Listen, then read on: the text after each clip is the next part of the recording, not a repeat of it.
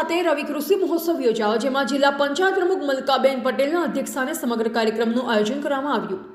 આ કાર્યક્રમમાં કૃષિ વિભાગના વૈજ્ઞાનિકો દ્વારા તથા આમંત્રિત મહેમાનો દ્વારા રવિ પાક વિશે અનેક માહિતી આપવામાં આવી અને ખેડૂતોને પ્રાકૃતિક ખેતી તરફ વલણ કરવા માટેનો આગ્રહ કરવામાં આવ્યો। સમગ્ર કાર્યક્રમમાં ખેડૂતોને પ્રાકૃતિક ખેતી વિશેની અલગ અલગ સમજ આપવામાં આવી અને પ્રાકૃતિક ખેતી તરફ વલણ કરવા માટે ખૂબ જ આગ્રહ કરવામાં આવ્યો। સાથે પશુપાલન અને સરકાર દ્વારા આપવામાં આવતી યોજના વિશેની માહિતી પણ આપવામાં આવી હતી। સમગ્ર કાર્યક્રમમાં ખેડૂતોને સમજ આપવા માટે અનેક પ્રકારના સ્ટોલ મૂકવામાં આવ્યા અને સ્ટોલ પર ત્યાં બેસેલ વ્યક્તિ દ્વારા ખેડૂતોને સમજ આપવામાં આવી।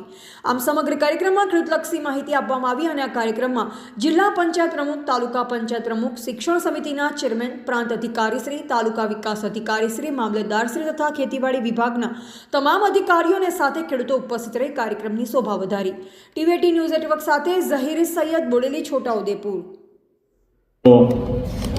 વૈજ્ઞાનિકશ્રીઓ તથા જેની માટે આ મિત્રો કાર્યક્રમ રાખ્યો છે એવા મારા ખેડૂત મિત્રો તથા બહેનો, ખેડૂતો હું વધારે સમય નહીં લઉં, પણ આ જે આજનો રવિ કૃષિ મહોત્સવ છે સરકારે તમારા માટે કર્યો છે, ખેડૂતોના આંગણે આવવા માટે કર્યો છે કે આપણા દેશમાં શું શું પદ્ધતિ, નવી નવી ટેકનોલોજી, નવા નવા બિયારણો, નવા નવા આયામો શું શું ચાલે છે અને એમાં આપણે આગળ કેવી રીતે વધીએ એ માટેનો રવિ કૃષિ મહોત્સવ 2 દિવસનું આયોજન કરેલ છે મિત્રો।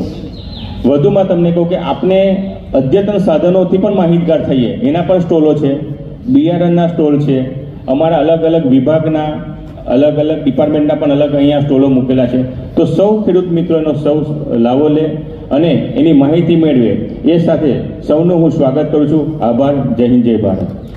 બોડેલી એપીએમસી ખાતે રવિ કૃષિ મહોત્સવ 2 દિવસીય 6 અને 7 તારીખ અને પૂરા છોટાઉદેપુર જિલ્લામાં 6 તાલુકામાં રવિ કૃષિ મહોત્સવ 2 દિવસનો યોજવામાં આવેલ છે। આજે ખૂબ મોટી સંખ્યામાં ખેડૂત મિત્રો અહીં ઉપસ્થિત રહ્યા, સાથે સાથે પદાધિકારી અને અધિકારીગણ પણ અહીં ઉપસ્થિત રહ્યા। આજના કાર્યક્રમમાં અહીં વિવિધ સ્ટોલ પણ અહીં આપવામાં આવેલા છે।